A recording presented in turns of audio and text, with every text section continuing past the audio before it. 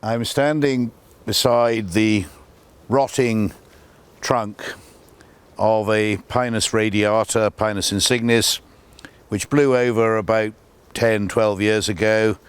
It was quite a young tree, maybe 50 or 60 years old, but it had a pretty large stump, as you can see here, and it's starting to rot away.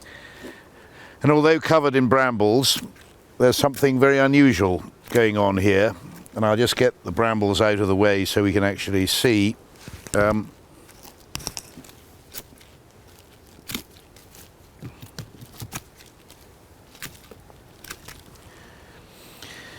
Out of the decaying trunk of this pine, we've got lots of seedlings developing, and we've got a young sycamore, which we don't really want that. We've got some young alders which have self-sown themselves into the rotting debris of this trunk. Another sycamore over here which we don't really want. But down the side here we've got an odd looking holly seedling and an odd looking rhododendron seedling. Now in the West Country, and we very seldom see much natural regeneration by anything, let alone rhododendrons and hollies. But here in a very natural environment, we've got seedlings of both which have got through the last 2 dry summers and now have made appreciable growth in this very wet summer.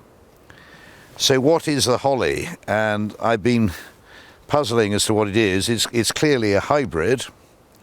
It looks to me a cross between Ilex latifolia and Ilex opaca, which is an American species, or it might be there's some Ilex latifolia in there.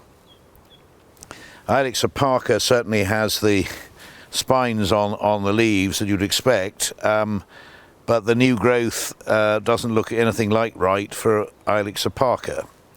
So what we've got here is a naturally occurring berry on a holly which probably was deposited here by a mouse or a bird, and it's growing away into something new and unusual, and actually it may be quite interesting. And look at this rhododendron.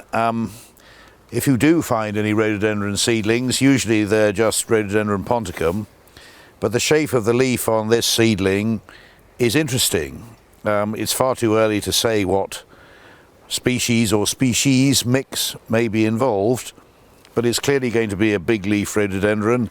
Its bud looks like something in the Taliensis series, so it's almost certainly going to be a hybrid, but it may be interesting enough to be worth edging out of here and putting in a container for a year or two, and then growing it on and planting it out in the garden.